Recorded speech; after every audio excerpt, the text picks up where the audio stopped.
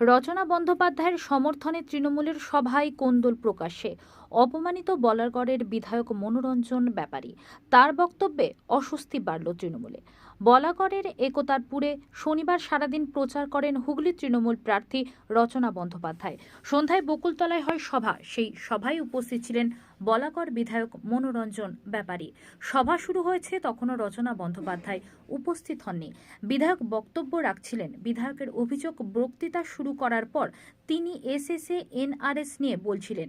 মাঝপথে থামিয়ে দেওয়া হয়। মঞ্চে তখন বলাগড় ব্লক তৃণমূল নেতৃত্ব, হুগলি যুব তৃণমূল নেতৃত্ব উপস্থিত ছিলেন। এরপর মঞ্চ থেকে নেমে তিনি সোজা জিরাটে তার বিধায়ক অফিসে চলে আসেন।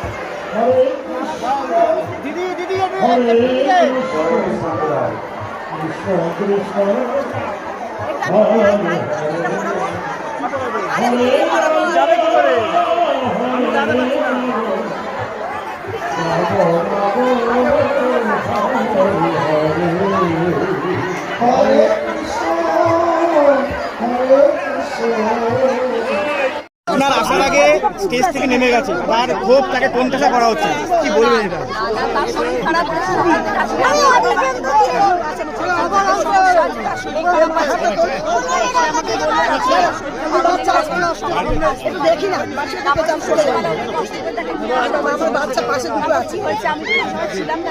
উনি মঞ্চে আপনার আসার আগে বক্তব্য হচ্ছিল এনআরসি নিয়ে, কিন্তু ওনাকে নামিয়ে দেওয়া হয়েছে মঞ্চ থেকে, যেটা ওনার বক্তব্য।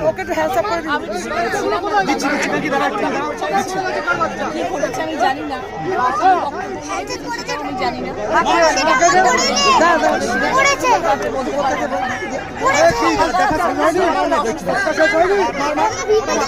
ওনার একটা বক্তব্য যে ওনাকে কোণঠাসা করা হচ্ছে।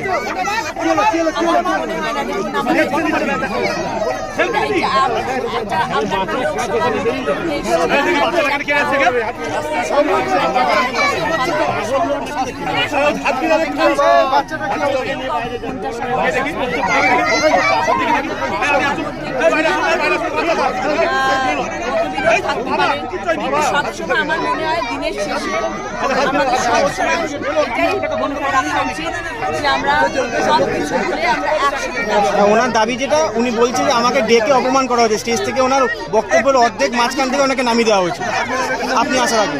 না, আমি জানি না, আমি না জেনে মন্তব্য করবো না, কিন্তু আমি যখন পৌঁছবো, যখন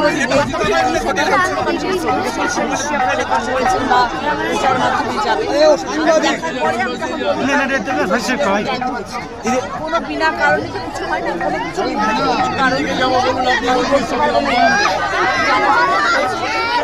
যেখানে যুব সভাপতি উপস্থিত ছিলেন, তা সত্ত্বেও ওনাকে নামিয়ে দেওয়া হয়েছে। উনি এই এখানকার বিধায়ক, ওনার একটা তাৎপর্য, উনি সিএ নিয়ে বলছিল, যেটা ভোটের মেন ইস্যু, সেক্ষেত্রে ওনাকে নামিয়ে দেওয়া হয়েছে। সেটা আমি বলতে পারবো না। এটা আপনি বললেন, আমি পরে ওনার সঙ্গে কথা বলবেন, ওনার সঙ্গে এই বিষয়ে কি কথা বলবেন?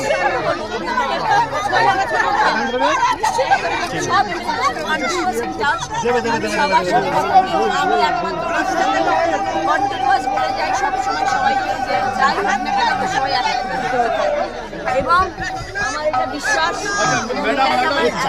চাইবো আমার দলের তরফ থেকে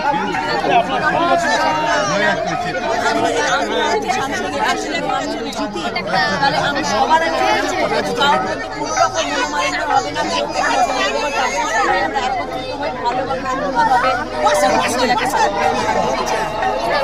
আপনার লাইভটা 10 লাখ ভিউজ হয়েছে।